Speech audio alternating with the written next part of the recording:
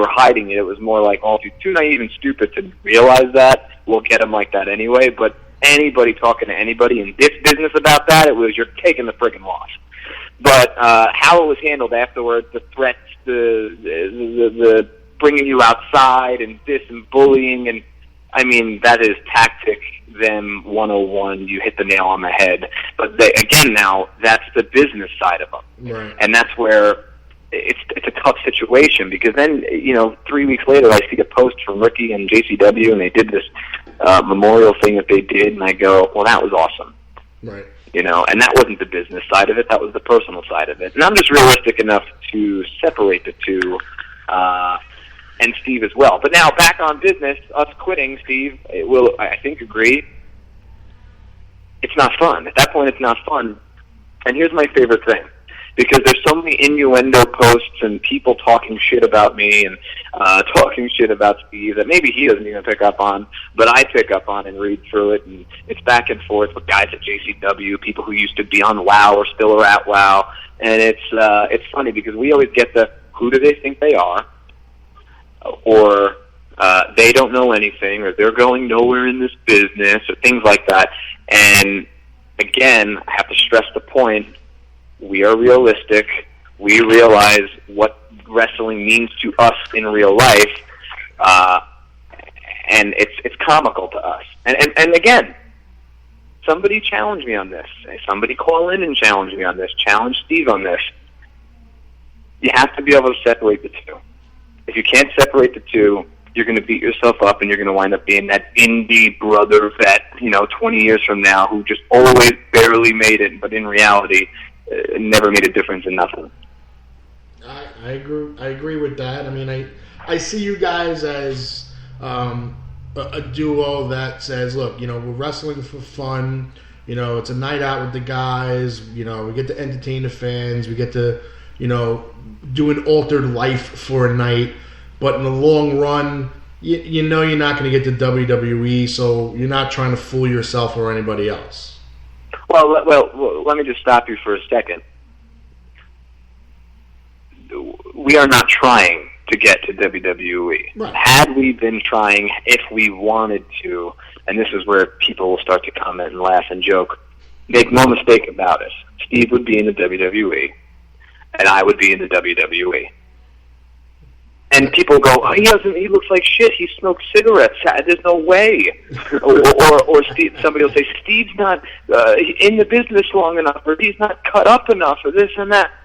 And that's where it's comical.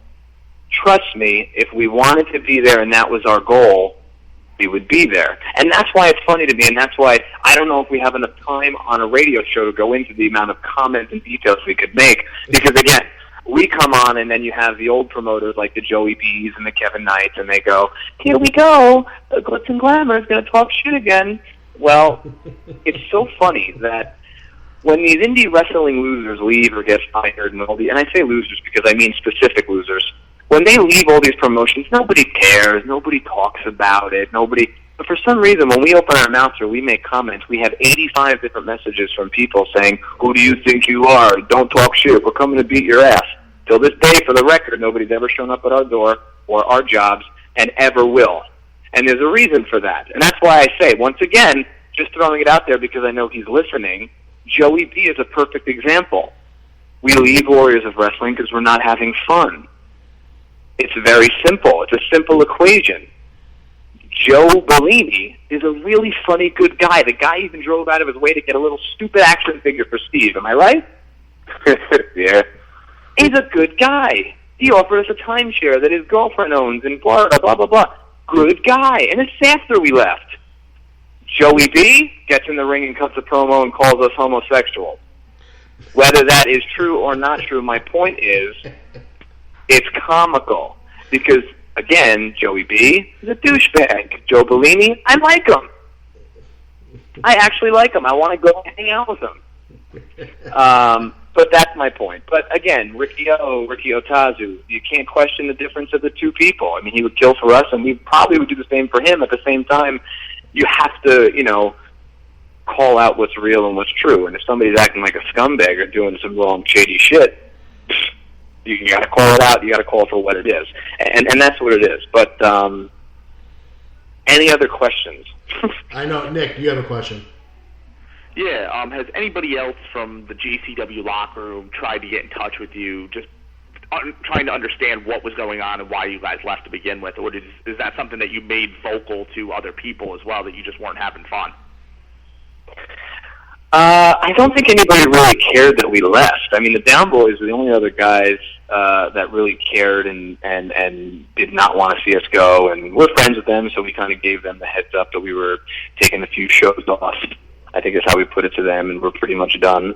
But no, nobody really cares. Me and DeMonto have a good friendship, and I was pretty honest with him, and he understood, and it just made sense. And again, you can't argue it. Even you name it, any place we've ever left, we've always had valid reason, and nobody could ever argue it. As soon as they start arguing it, we shut them up by just opening our mouths. I don't know if it was really that public that we left. No, well, here's the thing. Because like anybody really went out of their way and said, "Oh, by the way, listening to Live at Dawn." But like a couple weeks ago, I think 2 weeks ago, I got a message on Facebook from one of the guys who does a website asking us what's our combined weight and where are we from. So I don't, some people, I imagine until now, they still don't know. Yeah, no, like I made the joke to Danny when I talked to him and said that we were done, and I said, well, half the locker room's going to think because we dropped the straps, we're marked quitting. Because, unfortunately, that's the way this locker room is. And the other side of this, too, guys, is that, here's what I will say.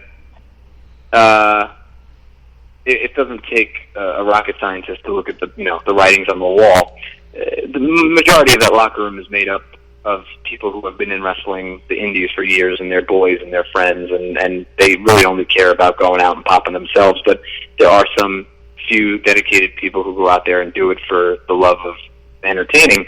But those majority of people that I'm going to call in that company, quote unquote, top guys, brother, are just friends of the booker. And that's also part of the other painful process to watch. And this is where I get really quickly, if I have the second, into a story.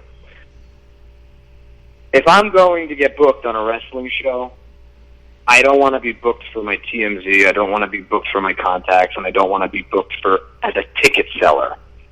And this is always a funny, different conversation for people, because everybody's like, you got to sell tickets, brother, you got to earn your keep. I'm all down for that, and I agree with it. We just did a charity show for D2W, and each of us sold about 8 to 10 tickets. That's more than I've ever, a charity show. That's more than I've ever sold to JCW, Warriors of Wrestling, Kevin Knight, you name it. It's more than I've ever sold to any of those places, and here's the reason why. If every person on the card was told, guys, need you to sell tickets, invite your people, you have to do it, I'd say, cool, it's fair. And then if you didn't do it, you weren't on the show. Half of them shouldn't be on the show anyway, but if you sold tickets, I get it, you're paying for your match and you deserve to be on the show. But don't call me and say, I need you in this town because you have family there. But then 3 other people who live in that surrounding area don't get sold to sell tickets, and they don't have to worry about it. And then we get you didn't sell tickets? Doesn't make sense to me. That's just not proper business. So, and again, I would say this publicly because DeMonto and me fought about it all the time. Like, hey, no, everybody's going to sell tickets. I'm like, and in my head, I'm thinking, really? Do your 3 best friends ever sell tickets? Because I've never seen one person in the audience that said, I'm here to see them. And that's another part of the business where I go, I'm not a ticket seller. I'll do my part and help out. I'll put on a good show. I'll give you a good match. I'll put a good promo. We'll do business professionally. We're not going to kill ourselves, and that's the other thing. We're not willing to kill ourselves, and a lot of promotions don't want to hear that. They don't want to see that. Oh, no, you guys do actual working and the psychology in your matches? Nah, we'd rather that guy go through a door. Am I wrong? No. Well, you don't have to jump off the top rope and land through a table to be called a good worker. That's for sure. But this is my point. So, again, there's a lot of different things. It's hard to separate business, but for the simple fact of us being at JCW, is it over forever? No. I would never say it's over for us forever. I would never say it's over for you forever. I would never say it's over for anybody. This is the fun and the wonderful thing about independent wrestling that distracts us from our everyday real life. Because that's all it is. It's a friggin' distraction.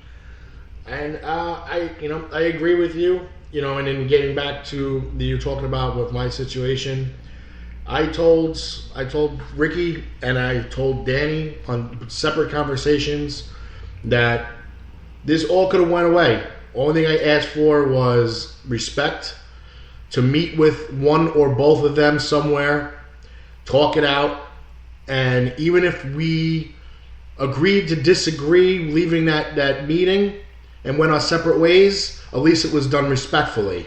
And that's what I asked. And that's not what I got back in return. Well, I mean, again, not playing devil's advocate, but we choose to go on a radio show and you choose to go on a show and talk about, the grievances and all that. I can understand, as can you, being a smart adult, as to why things get even more heated and blown out of proportion. That makes sense to me. But at the same time, there was ample opportunity before these shows for things to go in a better way. But at the same time, these are stubborn people. And again, it's business, so I don't know if you have to be stubborn. I don't think I would handle it that way. But these are stubborn people who really aren't going to change their ways. And then that's why it's either adjust, like we had to do, either adjust, deal with it, and move on, or just get out of the picture altogether. And indirectly, as you will see, it's not just us, it's not just you, it's not just another tag team or several other workers that aren't working there anymore or want to. And let's not be mistaken here. It's not just us. There's people that are there who are unhappy, know. And I was very much emotionally involved, and up to the point where I was messaging people during the J-Cup show, and I'm not even there going, ooh, who's winning? Or who's got it? Or who won it? Or who's this? Or who's that? And my God, the responses I was getting, and I'm not going to name any names, was just utter shock, utter disappointment, people very unhappy. And I'm going to get the Facebook messages, or I'm going to get the text messages now of who's unhappy, or what is this? And I'm going to get the barking of the thing, and I don't care enough. And that's the best part about it. Business-wise, JCW, Warriors of Wrestling, IWF, you name it, I don't care enough. So anybody who wants to go in the ring and cut a promo on us, thank you very much for giving us a plug. Anybody who wants to talk shit on their Facebook, thank you very much. You just give me more reason to rant and occupy my free time. It doesn't really bother us. And there's nothing out there about Steve and myself that any promoter, any worker can say, do, you name it, that's going to bring us down or make us feel small. And that's the best part about being realistic. Getting over it and moving on and moving through sometimes bothers a lot of these morons more than it would be to sit there and fight with them. It's like, and I use that as an example, as you walking up to one of them and punching them in the face. I listened to your first radio show. That would accomplish nothing. In 5 minutes it would be over. But to air your grievances and keep away and, make points and valid statements and, make statements that you can back up and they can't, and that goes for any situation, that's winning.